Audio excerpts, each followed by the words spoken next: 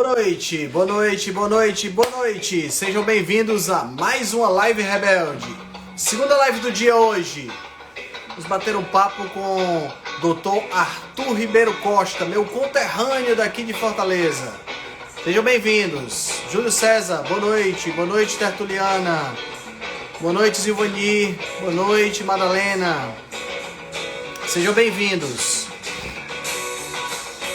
Boa noite, Fabão.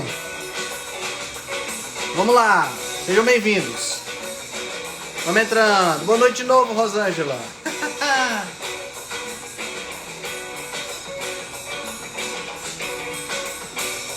Boa noite, boa noite, boa noite.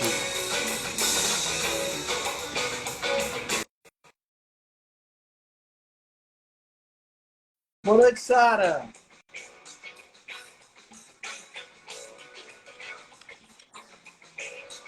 Grande, doutor Arthur. Opa, Tudo bom, fala meu Henrique. amigo? Beleza? Boa noite. Rapaz, um dia eu vou ter uma cabeleira bonita igual a essa, cara. Ô, Jesus, isso aqui é incrível. Cara, em primeiro lugar, muito obrigado por estar aqui, tá certo? Muito obrigado por ter aceitado o convite. Eu acho que a gente vai bater um bom papo aqui hoje. Meu conterrâneo podia estar fazendo essa live ao vivo, eu e você, um do lado do outro, tomando um Pois é. vinho, né? Mas como nós estamos de jejum, então vamos deixar para uma outra ocasião. Podia ser água com sal, né? Água com sal aqui. Podia ser água Que com dia sal. hoje Estava até aqui. digitando aqui pro pessoal do grupo que a gente está ao vivo. Acho que vai dar pra gente falar alguma coisa sobre esse desafio também, né, Henrique? Eu Além acho que sim, acho que a gente podia começar falando um pouquinho sobre ele. O que é que você acha? que sim, eu queimei um pouco a largada, né? Você Eu saiu comecei. antes, né? Porque eu vou ter que terminar mais cedo. Tem uns compromissos no final de semana. E aí assim, a gente vai falar disso aí depois, mas eu vou voltando bem devagar, bem carnívoro restrita e tal, né? E não posso chegar de uma vez em comer qualquer coisa, Claro. né? Então a minha ideia foi mesmo antecipar um pouquinho para quando for na quinta noite eu já estar liberado para ir retornando com o nosso plano de pós-jejum também, né? E aí essa quebra é muito importante, né, cara? Muito importante mesmo. Antes de falar sobre a quebra, fala um pouquinho, Arthur, acho que o pessoal que me acompanha aqui pode ser que não te conheça. Então fala um pouquinho de você. O que foi que te levou a fazer medicina? Conta um pouquinho da tua história de como chegou até aqui. Então, assim, na verdade eu sempre, eu nunca me imaginei fazendo outra coisa que não alguma coisa da área da saúde mesmo, alguma coisa mais da área de ciência, né? E a medicina acabou sendo que aqui no nosso meio é algo que, quer queira ou não, tem uma boa fonte de renda, né? E algo que me aproximava mais dessa coisa de ciência, né? Sendo que quando eu cheguei para fazer a faculdade em si, eu vi que não tinha nada disso, né?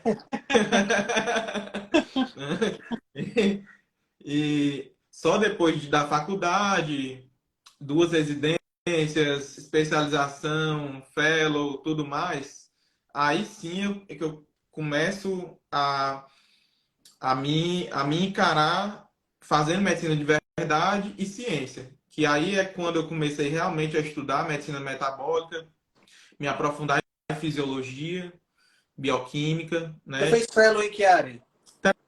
Terapia intensiva, né? Então, residência em medicina interna, residência em clínica médica, né? Fiz outras especializações também, mas nada a ver. E, e assim, e a minha atuação hoje é mais em terapia intensiva e clínica médica, sendo que eu estou em medicina metabólica com consultório há um ano, estudo há cerca de 5 anos e estou nessa transição de carreira, né? Estou nessa transição de carreira, né? Então talvez seja aí 60, 40, né? Mas o objetivo mesmo é sair da terapia intensiva, da medicina interna e ir para ficar só com a medicina metabólica, que é um mundo, né? Que na verdade é tudo. E quando eu comecei a Que estudar isso, talvez seja a medicina de verdade, né? Aquela medicina onde você tem possibilidade de cuidar realmente da pessoa. Porque na terapia intensiva você até cuida, claro, que cuida. Mas você muda muito pouco a conduta daquela pessoa se ela tá ali dentro, né? Exato. Assim, comecei a ver que depois de você estar sei lá, no nível que eu queria estar na medicina, né? Na carreira que eu tinha, eu comecei a ver que todos os tratamentos que a gente fazia, claro, que é muito importante no tratamento da doença aguda, a alopatia, digamos assim. Sim. Mas tudo que eu fazia era tratar sintoma ou remediar algumas dores, que é importante também, né? Mas eu não estava entregando saúde, não estava revertendo o mecanismo de doença, e eu nem podia fazer isso, porque eu também sou professor universitário, professor da pós-graduação, né? Professor preceptor da residência também, e assim, nessa grade curricular, o médico, o residente, quem está postulando uma especialização, ele não aprende sobre a causa das doenças. Ele meio que Sim. dá um salto quântico, explica que vem tal coisa, chegou no nível celular e acabou. Dá um salto quântico para prescrição. Então, o que acontece, e a maioria gosta disso, né? Porque é mais fácil. Então, Sem dúvida. você tem esse salto quântico de um mecanismo rudimentar e você vai simplesmente, sem pensar muito, tratar aquilo ali, aquela doença, aquela condição, com um remédio que vai, na verdade, tratar o efeito daquele mecanismo e não tratar o mecanismo da doença. Então, isso aí me frustrou muito. Quanto mais eu estudava, mais eu sabia que eu não estava fazendo nada, eu não sabia de nada. Então, assim, eu realmente tive que me desmontar totalmente, né? Graças a Deus eu tenho humildade intelectual para reconhecer que o que eu estava fazendo ali, apesar de eu estar, sei lá, no topo de onde eu queria, né, da minha profissão, eu tinha que fazer do zero, né? Então, eu tive que me reinventar, reconstruir, e agora sim, é como você disse, eu vejo que eu estou fazendo ciência de verdade, né? Vejo que eu estou fazendo medicina de verdade, né? Fui estudar nutrição, que a gente também não aprende, né? Então, assim, fui do zero, né? Realmente eu tive que pegar aquela sandália da humildade e ir em frente, né? Cara, esse testemunho que você deu agora é um testemunho muito forte, porque o que a gente observa é justamente o contrário, né? A grande maioria dos profissionais, e eu não digo só profissionais da medicina, mas profissionais da nutrição e tudo mais, profissionais de saúde de uma maneira geral, são aquelas pessoas que se contentam com o que aprenderam na faculdade e não evoluem a partir daí, né? E isso acaba sendo um problema realmente muito grave, porque primeiro porque a ciência não para, né? A ciência está o tempo todo evoluindo. E segundo, porque quando você para de estudar, quando você para de buscar coisas novas, quando você para principalmente de entender como as coisas funcionam, o fato de você ter essa estagnação te estagna como pessoa, né? Você fica parado no tempo como gente mesmo, como ser humano. E isso é tipo você morrer com 30 e ser enterrado com 80. Né? Exato. E assim, a medicina convencional, né, convencional, catedrática, ela se retroalimenta com mecanismos digamos assim, de falácias retroalimentativas. Como é que isso acontece? A gente tem um lobby grande de indústria farmacêutica e indústria alimentícia, que basicamente determina quem está no governo. O governo determina o que é ensinado aonde? Para os profissionais de saúde.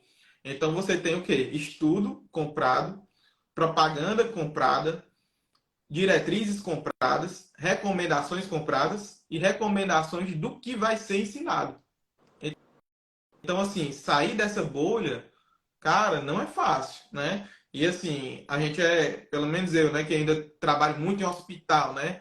Você vê que você impacta quando você está falando de uma coisa assim você puxa alguma, quer queira, quer não, você está na UTI, você puxa alguma coisinha para aquele paciente, olha, eu vou fazer uma tiamina aqui, mas eu posso ter um problema aqui e tal, entendeu? Então, o pessoal já olha um pouco espantado, primeiro porque não faz ideia do que é que você está fazendo. É. E segundo, porque o brasileiro acha, em geral, acha que como ele não conhece, não existe, né? Então se ele não conhece, não existe, logo é charlatanismo. É impressionante isso aí, cara. E é uma característica muito marcante aqui no nosso país, né? Se é uma coisa que não conhece, não existe. O pessoal até brinca dizendo que se você comeu e não postou no Instagram é porque você não comeu, né? É mais ou menos por aí, né? Você tem um estudo, uma terapia e assim, o que eu observo muito, sabe, Arthur, é que na medicina se exacerba muito o papel do medicamento e se subestima muito o papel da alimentação. E é interessante isso porque quando você pega um medicamento que é usado na casa dos miligramas ou no máximo do grama, mas a maioria deles miligramas. Você pega um paracetamol, por exemplo, são 750 miligramas, 500 miligramas. Aí você pega um alimento que você ingere quase na casa do quilo. São 500 gramas, 700 gramas. Um nutriente como as proteínas, por exemplo, que a gente sugere ingerir 1,2, 1,5 gramas por quilo de peso, que a pessoa ingere 150, 200 gramas de proteína por dia. Como é que a pessoa pode achar que 200 gramas não vai ter um efeito metabólico, enquanto acha que 700 miligramas tem um efeito metabólico muito maior? Eu acho isso impressionante. Eu acho isso impressionante. E muitas vezes uma mentalidade fechada, né, de mente fechada para essa possibilidade. Porque uma coisa assim, eu converso muito isso com a minha namorada, que é médica, né? Ela é neurologista. Eu converso muito com ela e digo, amor, mas a gente tem que ter a mente aberta. Pode não ser, mas pode ser. E só o fato de você admitir que pode ser, você já abre um leque de opções para a coisa funcionar. Né? Exato, exato. Assim, a nossa medicina, né, que tá longe de ser a mais antiga, né? Nossa medicina contemporânea, né, que vem Hipócrates para cá, Uhum. né? Ela mudou completamente, né, de 2 séculos para cá, né? De 2 séculos para cá, meio que o ensino médico, né? Eu gosto muito de história da medicina, assim, então assim, na linha do tempo do ensino médico, né? Se a gente tiver isso aqui foi abandonado o ensino da alimentação para o médico, né? Toda a história da medicina ocidental, o médico tinha que primeiro saber dominar a questão da alimentação para depois partir para outras Sim. alternativas que seriam adjuvantes, né? E o que é que aconteceu, principalmente do século XIX para cá, é que essa cadeia de lobby que eu te falei, né, para o governo e do governo para o ensino médico, tá?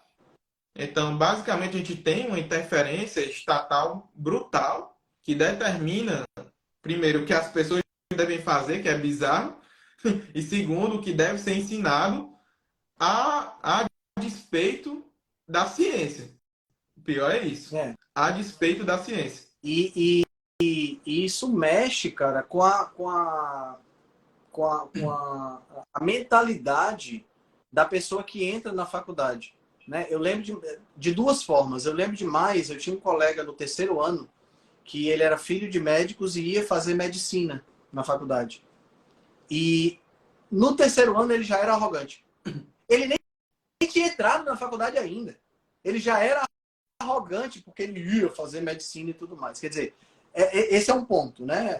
Por conta desse endeusamento, e parte disso é culpa nossa quando eu estou falando do não médico, né? Porque a gente coloca o médico num pedestal, né? Então, essa é uma parcela de culpa do paciente, né? E o que eu coloco como paciente, já que eu não sou médico.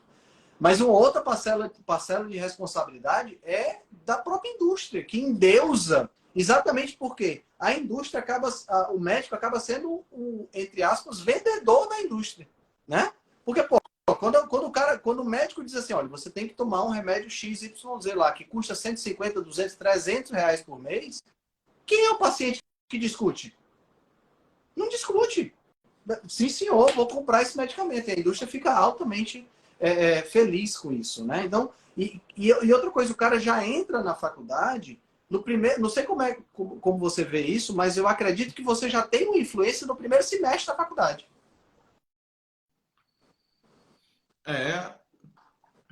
Olha, eu acho que antes de entrar na faculdade, viu? Porque, porque assim, a lavagem cerebral começa muito antes de entrar, né? Você vê, o que você tem de propaganda, o que você tem de informação mais fácil é que eu tenho uma condição e eu tenho um remédio para aquela condição e acabou. Você não vê outra coisa. Entendi. Você não vê. E sabe o que acontece, Arthur? Não está muito longe da nutrição se transformar nisso, não.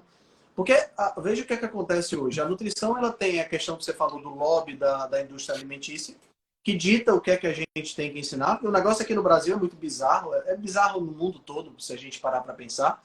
Mas veja só, lá nos Estados Unidos você tem as diretrizes alimentares, né? E as diretrizes que são revisadas a cada 5 anos, elas ditam como é que os nutricionistas, hospitais, cadeias, escolas públicas têm que alimentar as pessoas que participam. Então, o nutricionista recomenda aquilo ali, a cadeia serve uma alimentação que é baseada nas diretrizes, a escola serve lá isso aí. Aqui no Brasil, nós temos o Guia Alimentar Brasileiro. O Guia Alimentar Brasileiro é cômico, né? É trágico e seria cômico se não fosse trágico. Mas o Guia Alimentar Brasileiro, ele é fantástico. Ele é um guia muito bem elaborado. No Guia Alimentar Brasileiro não existe nenhum percentual, 50% disso, 20%, nada. O Guia Alimentar é todo baseado para estimulando você a comer comida de verdade. Agora, Henrique, você se formou em 2000, eu me formei em 2021. Dezembro de 2021 eu estava defendendo o meu TCC. Pergunta, e olha, 2021 foi ontem, né? Quando a gente pensa em termos de tempo. Quantas vezes eu escutei falar de Guia Alimentar Brasileiro na faculdade? Quantas vezes um professor disse assim, pessoal, vamos baixar o Guia Alimentar Brasileiro e vamos ler o Guia Alimentar Brasileiro? Esse guia tá até bacana, viu? Porque existem guias, né? Não sei se você já teve acesso, mas do maior hospital de câncer do Brasil para pacientes oncológicos, que é um guia bem bizarro. Sim. Não, eu estou falando do Guia Alimentar Brasileiro, que vem do governo. E lá nos Estados Unidos tem a diretriz que vem do governo. E a diretriz realmente passa. Lá nos Estados Unidos, a diretriz ela vai do governo para a população. Mas você falou que ele, pelo menos, estimula comer comida de verdade, né? Sim, então, sim. Menos não mal. Tem percentual, entendeu? Não tem percentual, estimula comer comida de verdade. Mas o problema, Arthur, é que não é falado sobre o guia na faculdade. Eu vejo a pirâmide alimentar, toda a dietoterapia é baseada em percentuais calóricos, onde o carboidrato tem que ter 55% de carboidrato na alimentação. Mas isso não está em nenhum lugar no guia. Cara, é dissonante da realidade, você está entendendo? Quer dizer, a indústria alimentícia ela consegue barrar, e há mais ou menos 1 ano e meio, 2 anos atrás, esse guia sofreu severas críticas das associações de ultraprocessados, porque ele não fala de ultraprocessado, ele na realidade condena o ultraprocessado. E aí tem esse lobby pesado, mas ele conseguiu vencer, mas aí quando a indústria não consegue mexer aqui em cima, ela escapola e mexe aqui. E aí o que é que acontece? O profissional de nutrição sai da faculdade e ele simplesmente é assediado por laboratório de farmácia de manipulação, por marcas de suplemento, para poder recomendar isso aí. Tá entendendo? É a mesma coisa do médico. Mas agora, esse guia deve ser uma falha na Matrix, então, né? É um glitch, é uma falha na Matrix. Exatamente, é uma falha na Matrix. Mas sabe o que é, cara? Porque tem um pesquisador em nutrição muito conceituado aqui no Brasil, que é o Carlos Bastos, que foi ele quem criou a classificação nova, que é a classificação que classifica em alimentos in natura, processados, minimamente processados, processados e ultraprocessados. Ele é um pesquisador muito influente. Essa classificação nova é usada em vários lugares do Brasil, do mundo. E toda vida que se fala em ultraprocessado, se cita o Carlos Bastos. O Guia Alimentar foi escrito pela equipe dele. Bacana. Entendeu? Então, assim, é uma falha na Matrix, você tem toda a razão. Mas a indústria torna a coisa tão complicada de você fazer que ela encaixota o guia e o nutricionista não tem acesso. Bizarro. Bizarro. Bizarro. É bem surreal mesmo. E uma pena, né? Porque se a gente tem um material de boa qualidade, por que não usar? Né? É uma pena realmente. Cara, como foi que tu chegou no low carb? Porque eu sei que você tem, inclusive, uma especialização pela Nutrition Network, né?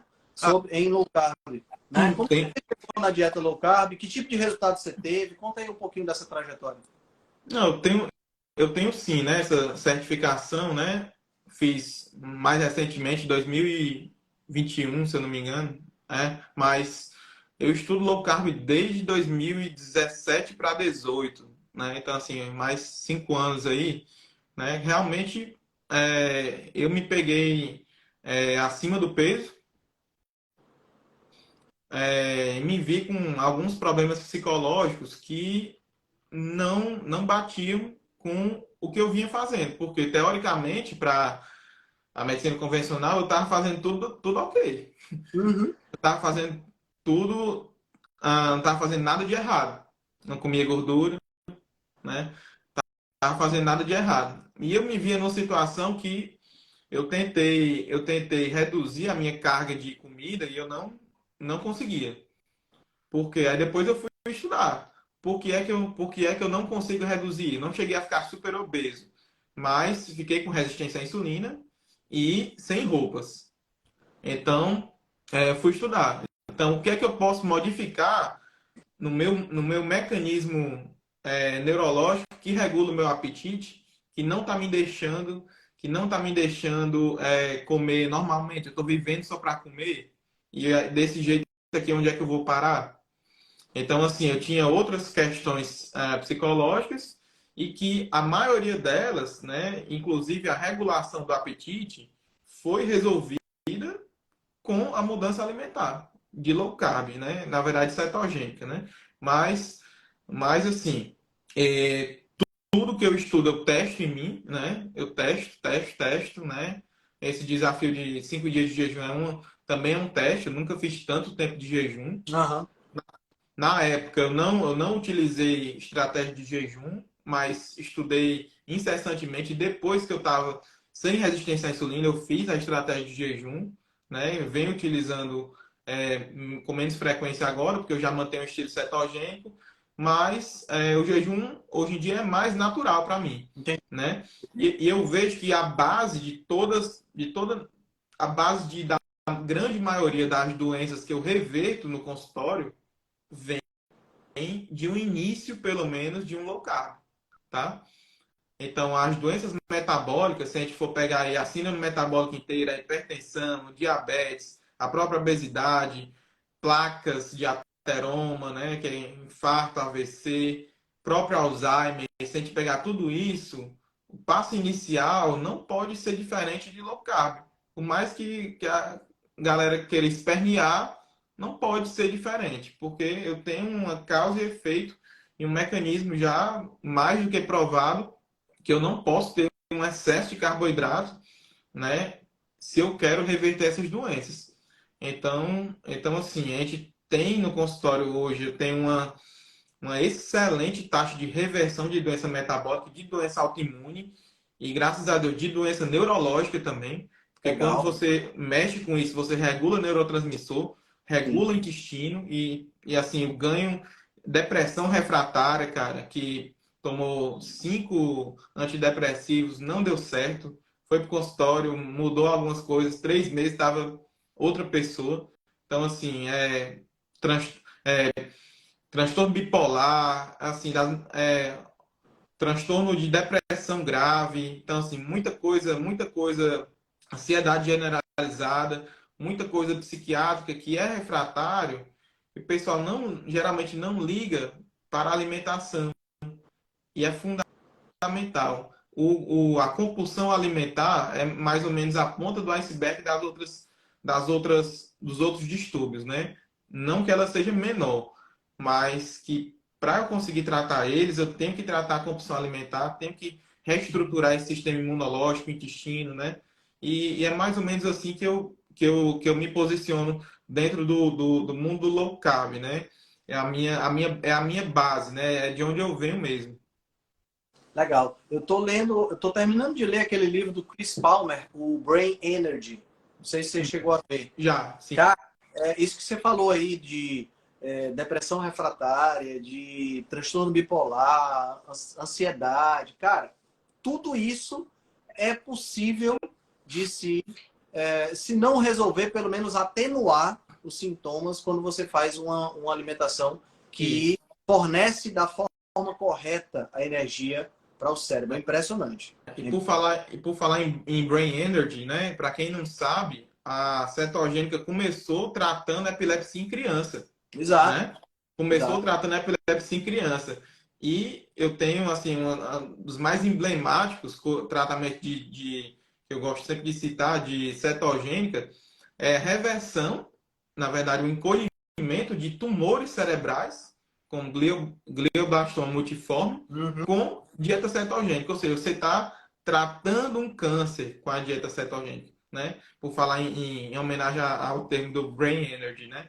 Mas é sensacional mesmo, né? E é uma coisa que simplesmente ninguém, entre aspas, fala disso, né? Exatamente. Tem a nossa Exatamente. bolha.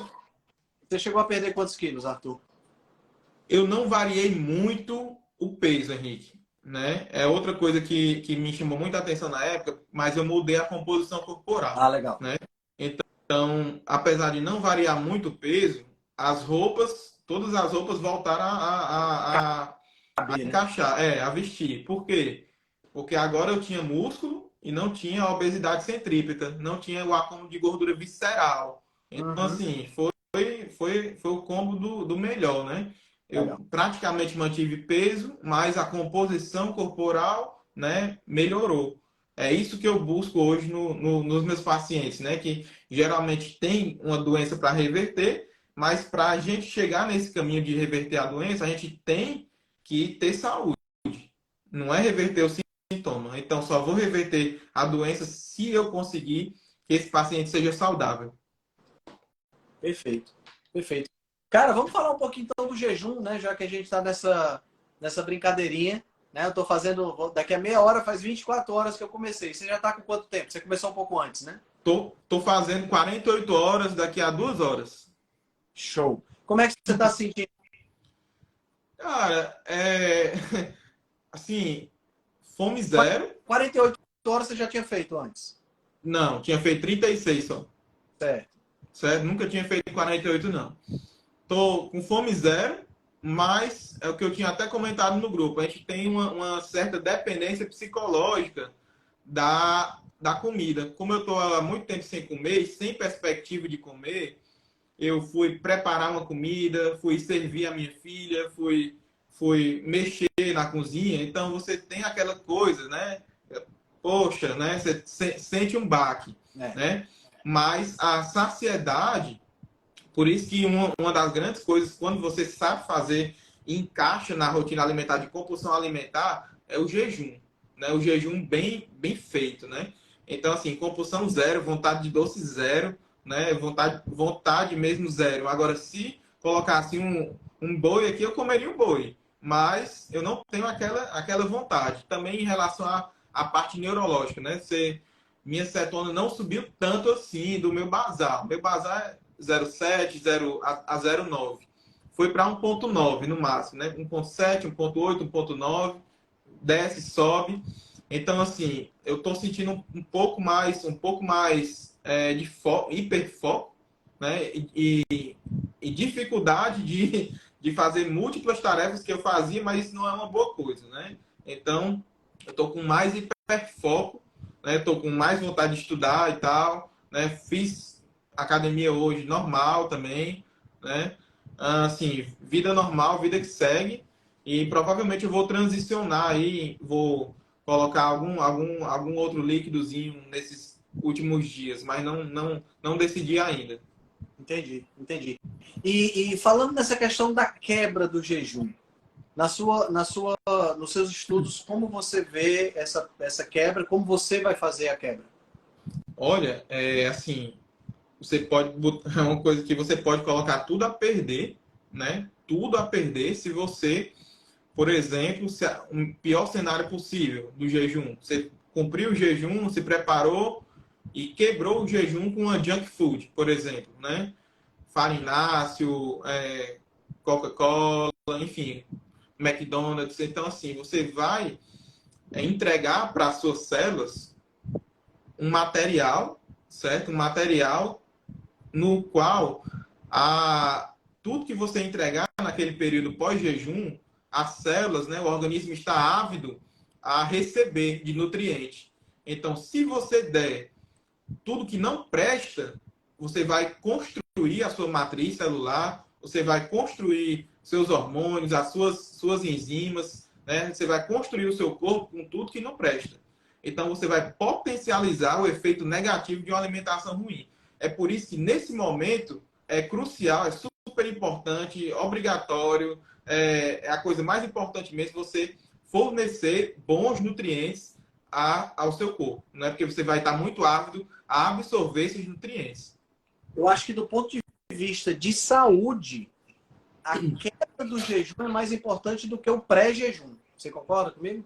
Porque o pré-jejum, assim, se eu tiver numa dieta de junk food, por exemplo, se eu estiver comendo McDonald's, essas coisas todas, eu vou conseguir fazer jejum. Vai ser penoso, eu vou sentir uma fome danada e tudo mais. Mas em termos de saúde, o jejum vai ajudar a desintoxicar e desinflamar e tudo mais.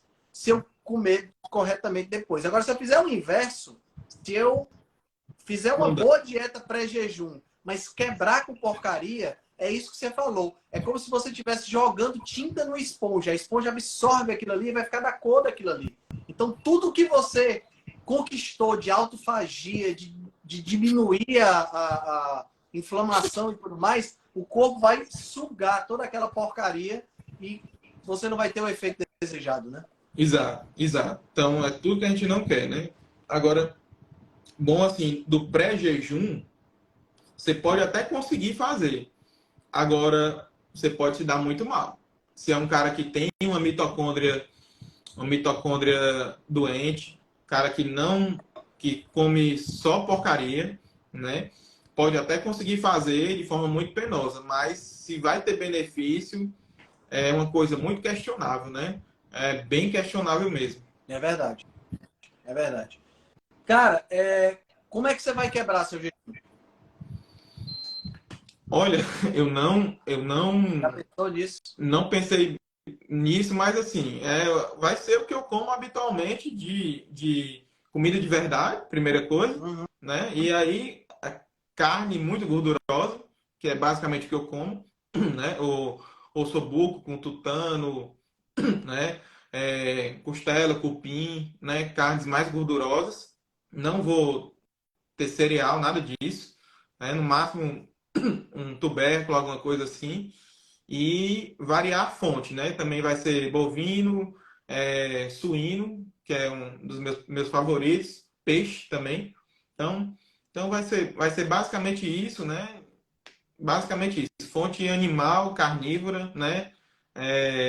Ovos, a rodo, né? Então vai ser basicamente isso. Legal. Nem parei para pensar muito bem, não. Eu acho que uma dica importante para quebra também é não comer muito em pouco tempo, né? Porque a gente fica 5 dias sem comer, você fica seco para comer, né? Eu já fiz um jejum de 5 dias uma vez. Quando eu quebrei, a vontade que eu tinha era de comer 2 pratos de uma vez só.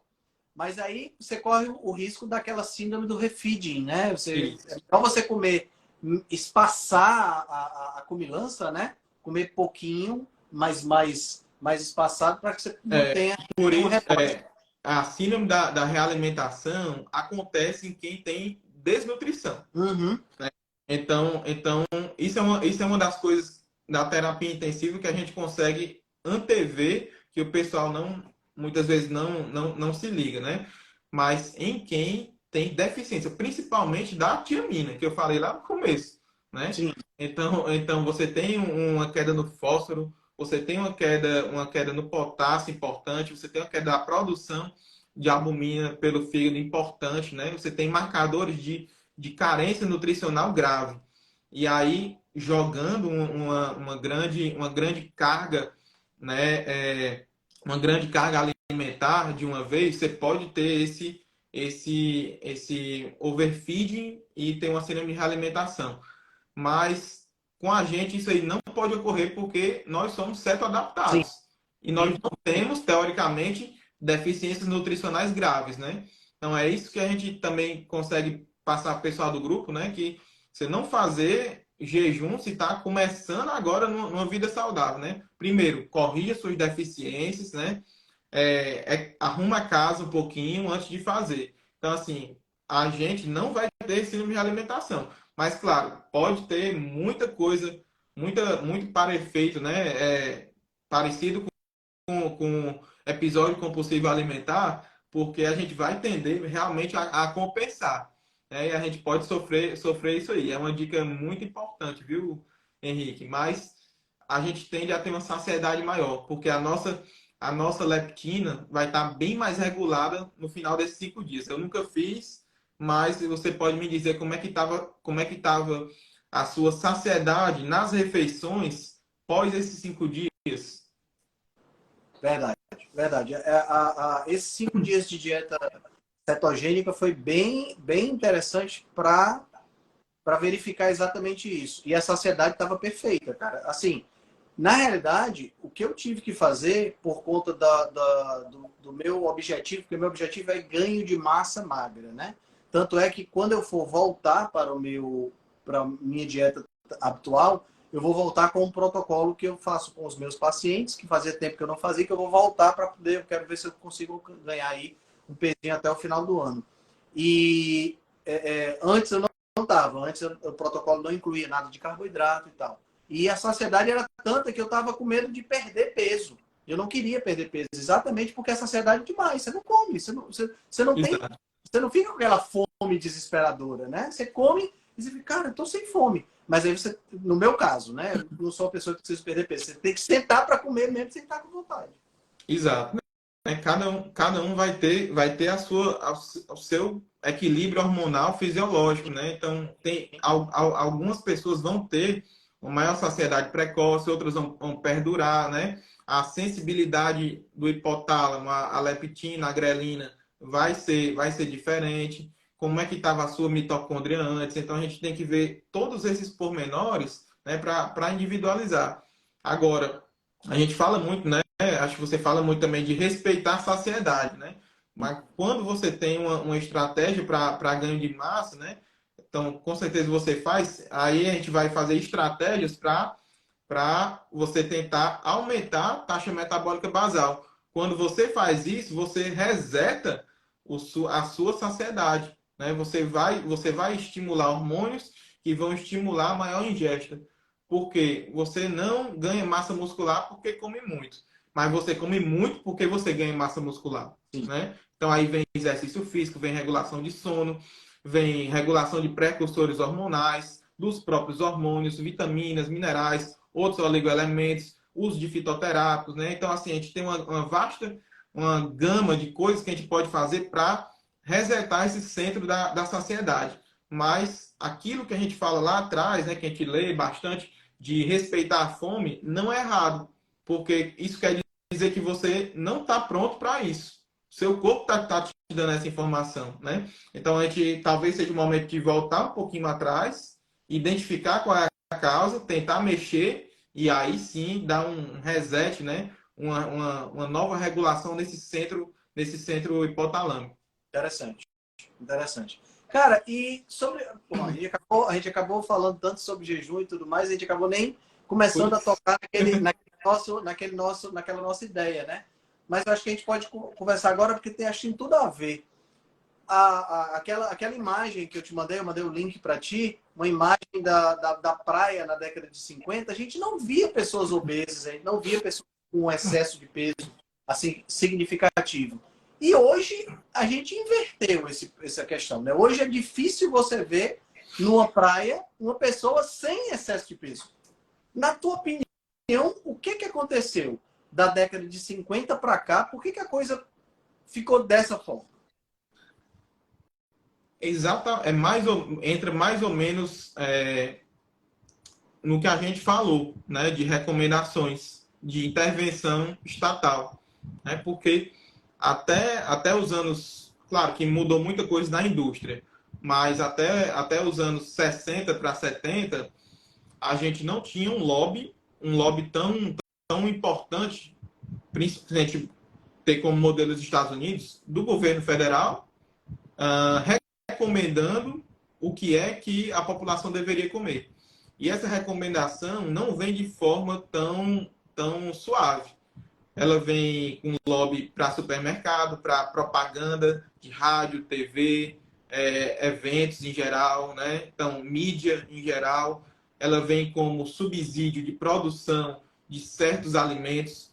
Ela vem como subsídio de produção de certos medicamentos. Ela vem como subsídio de pessoas que determinam como a educação médica, do nutricionista, dos outros profissionais de saúde devem ser. Então, ela vem com subsídio, ou seja, ela vem com muito dinheiro jogado nisso. E vem para realmente modificar a mentalidade daquelas pessoas. Ainda mais perigoso, com a promessa de que está salvando a sua vida. E essa promessa veio, né, baseado em um estudo super falho, que é o estudo dos 6 países, que depois foi 7 países, né, do Angel Keys, no final dos anos 50. Então, baseado em um estudo que já foi provado e reprovado, que não tem nenhuma significância científica, tá? A não ser um valor histórico, mas não tem nenhuma significância para eu demonstrar causa e efeito, e baseado nesse estudo, que não quer dizer nada, ele inferiu que, porque estava tendo um boom, né? O presidente dos Estados Unidos tinha acabado de morrer de infarto, então tinha um boom de doença cardiovascular, né? Infarto e AVC, que porque tinha colesterol dentro da placa de ateroma, se você comesse gordura que tinha colesterol na gordura, você iria fabricar mais placa de ateroma. Então, com essa visão bem simplista, né? Bem pueril, e que todo mundo sai da faculdade de medicina acreditando, inclusive eu. Então foi feita uma coisa, uma determinação, na verdade, aí nos anos 70, de recomendação alimentar estatal e uma nova pirâmide alimentar, né? Acho que nem tinha outra, mas uma pirâmide alimentar, na qual você tinha que, basicamente, reduzir o consumo de gorduras, principalmente gordura saturada, que agora virou o grande vilão, porque aumenta LDL e da placa, na visão deles, que isso, repetindo, já se provou ser errado, não tem outra palavra, é errado, é uma visão errada dos fatos, isso não ocorre quando você sabe o que é aterosclerose, e as pessoas têm que comer alguma coisa. Então você não tira algo sem colocar algo no lugar. Outra coisa filosófica. E o que é que eles colocaram no lugar da gordura saturada? Um excesso de grãos, um excesso de produtos industrializados e, principalmente, aquela gordura, o que sobrou de gordura, que, se eu não me engano, era 10% da recomendação, de onde é que eles tiraram esse número? Boa pergunta.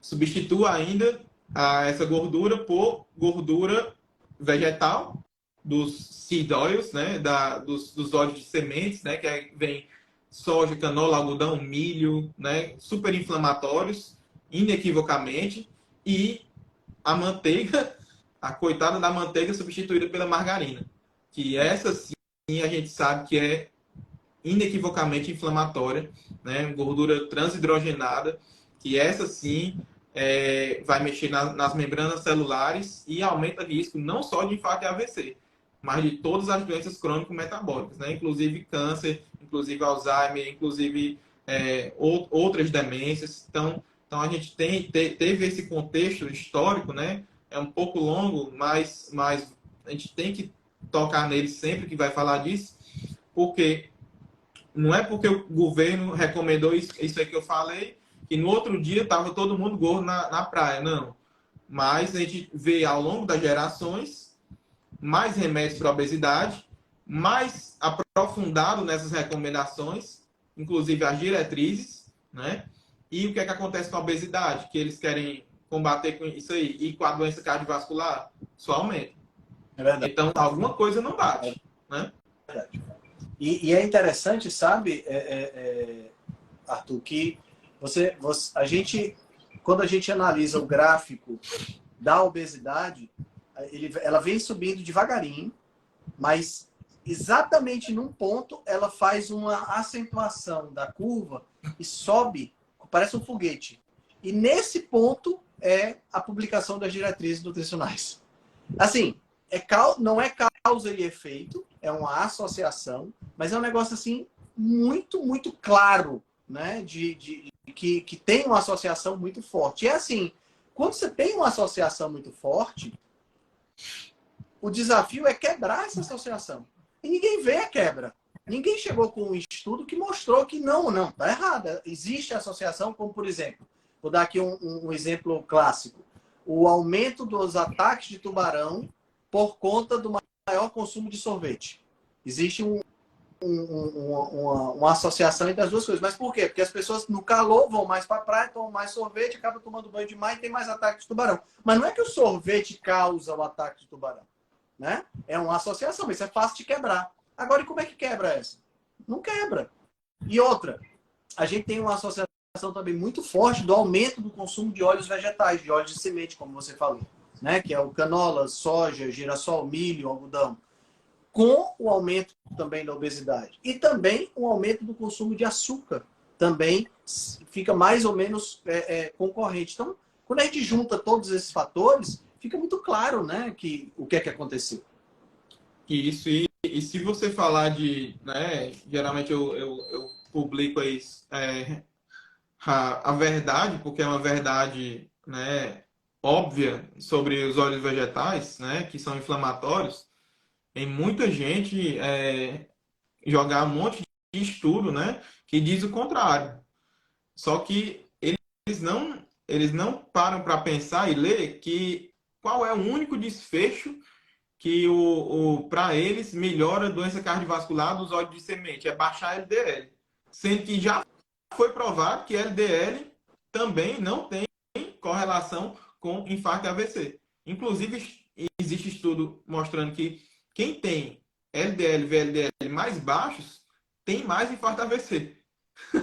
Então, assim, a única coisa que esses óleos fazem é baixar um tipo de lipoproteína, que nem colesterol é, né? E, para quem não sabe, a gente precisa do LDL, a gente precisa de todas as lipoproteínas, exercem funções metabólicas importantíssimas. Então, não posso ter LDL zerado ou quase zerado, porque isso é incompatível com a vida. E o único desfecho que eles jogam de pesquisa é baixar o LDL. Ah, baixou o LDL, ainda está tendo infarto. O que é que a gente vai fazer? Baixar mais. Vamos baixar mais. Dá mais estatina. Isso. Outro dia eu estava conversando com o Ricardo Ferreira, e perguntando ele, cara, me diz uma coisa, não tem uma pessoa que diz assim, será que não é o LDL? Não tem um indivíduo que pensa um negócio desse, não, porque a gente vê o tempo todo essas grandes associações, American Heart Association, falando sobre LDL e desenvolvendo drogas e desenvolvendo mecanismos para baixar ainda mais, e baixa e não resolve. Não tem um que diga assim, rapaz, vamos procurar outra coisa? E olha, não adianta. Muito disso é falta de humildade intelectual e lobby, né, de lavagem cerebral. Se você pegar o maior livro de cardiologia do mundo, um tratado chamado Brownlood, né, você vê que na edição de 2000 que eu tenho aqui, eu não sei se é 2014, uma coisa assim, você já vê, tem escrito, né, na edição americana, 2014, 15, se eu não me engano, que não tem causalidade, não tem um fator de causa e efeito com o LDL. O que talvez mais se relaciona, ele coloca, talvez, se eu não estou enganado como é o texto, é o LDL oxidável, né? É o LDL oxidável. E olhe lá, Porque naquela época era muito difícil medir o LDL oxidável e oxidado, né? Só por ressonância de partícula. Então, só a estudo experimental. Hoje já existem métodos para medir o anti-LDL oxidado, né? Que também é outra coisa que é bem questionável, Uhum. né? Mas a gente sabe que LDL não quer dizer nada. E isso, um exemplo, está no maior tratado de cardiologia do mundo. Ou seja, só não vê quem não quer. Só não vê quem não quer. É verdade. É verdade. Cara, fala um pouquinho para a gente já afunilar para não tomar tanto seu tempo. Fala um pouquinho da tua estratégia pessoal de saúde. Porque você é um médico integrativo, né? Você trabalha com tudo. Então, o que é que você faz hoje no que diz respeito à tua saúde? Como é a tua alimentação, teu sono, tua sequência, teu ritual de exercício, você faz meditação? Fala um pouquinho aí de uma maneira geral, como é a estratégia do Arthur para ter mais saúde. Então, assim, primeiro que eu não sou o paciente que eu queria ter, tá? Então, assim, não sou.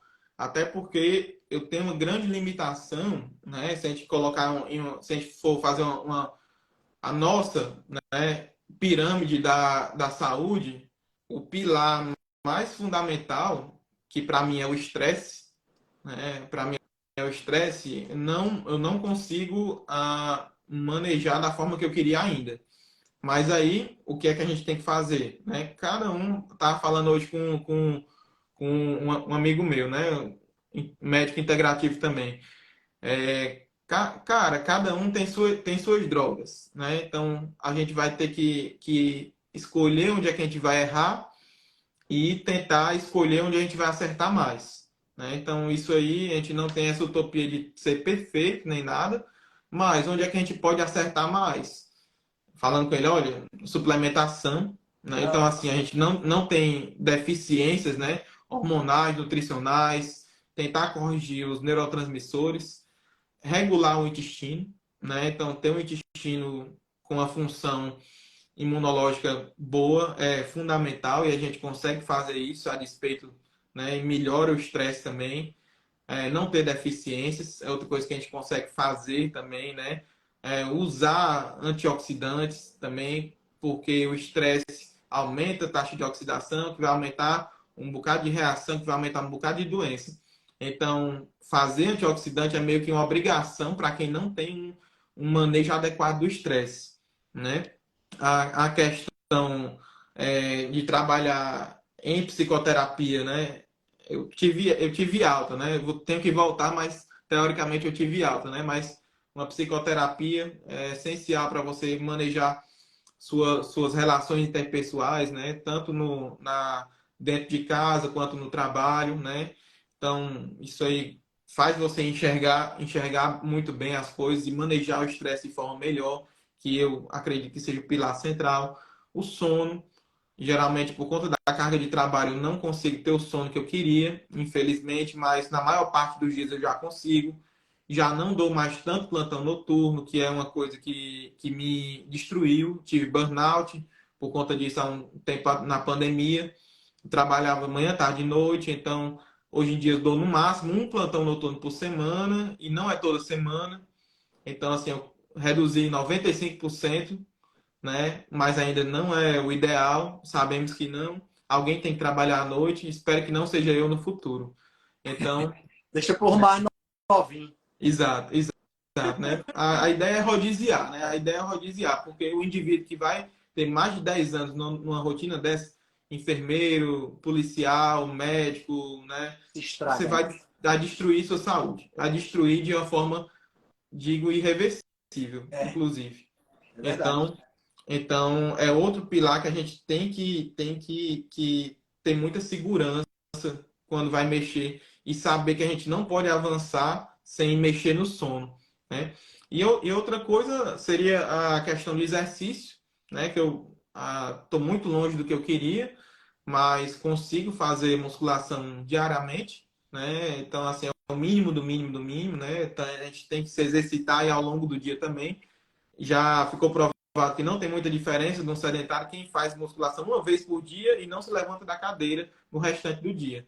Então, você meio que tem que se movimentar ao longo do dia para realmente ter um ganho específico, né? Um ganho substancial de saúde.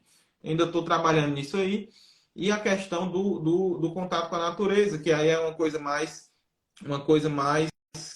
trabalhosa para quem trabalha muito, para quem tá dentro de uma megalópole, uma metrópole assim, né?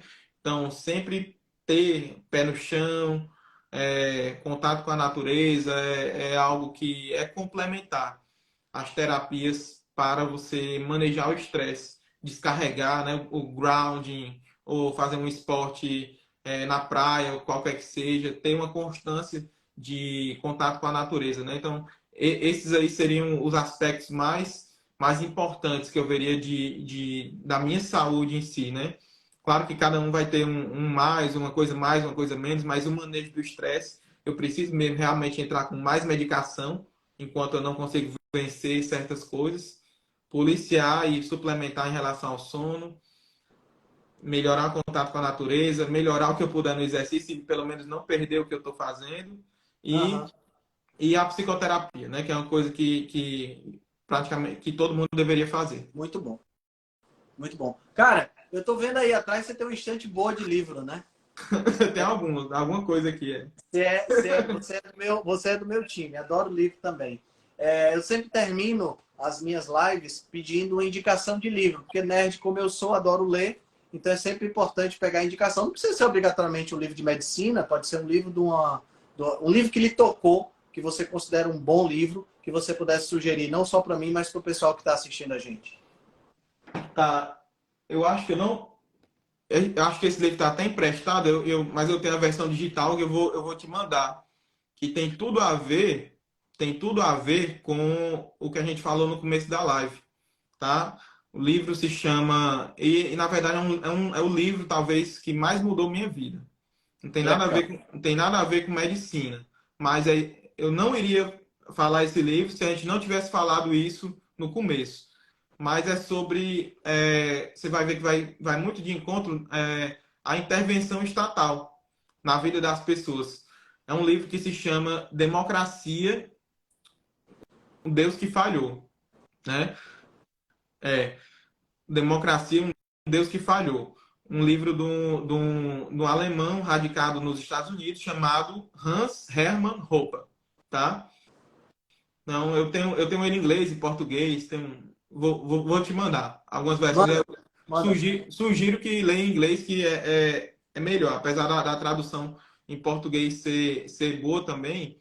Mas para quem gosta de história, para quem linka muito história com medicina, que eu acho que você gosta bastante, e também gosta da parte de filosofia, é um livro que mescla economia, filosofia e história. Muito Legal. bem. Então, assim, nada tão aprofundado, mas com conceitos filosóficos que dá para a gente, assim, que não é tão da área, ter uma boa. Ter muitas coisas palpáveis, de forma palpável, tá? De intervenção estatal. Legal. E isso é o que mais me dá medo, né? Dessa intervenção, o que é que o governo pode nos prejudicar. E mesmo com todas essas evidências, você vê como é difícil modificar isso aqui numa diretriz, modificar isso aqui numa educação acadêmica, tá? Vou escrever aqui nos comentários.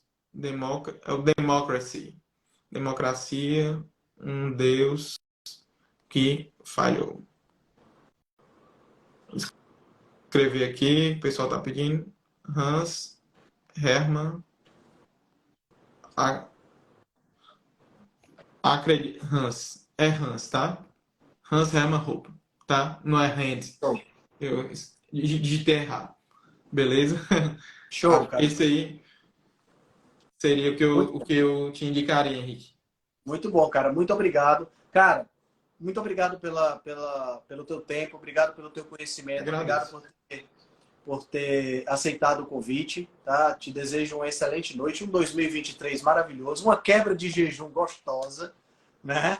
E te agradecer demais e me coloco sempre à disposição. Precisando de alguma coisa, eu estou sempre por aqui.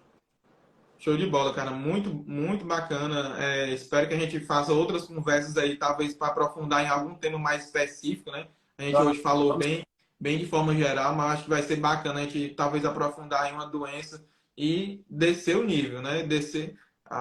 Aumentar, na verdade, né? Aumentar o nível da coisa. Beleza? Acho que vai ser bem bacana aí. E tô à disposição sempre, cara. Muito bacana, viu? Cara, conte comigo, hein? Um forte abraço, uma boa noite, pessoal. Boa noite a Boa todos. noite, até mais. Valeu, tchau, tchau.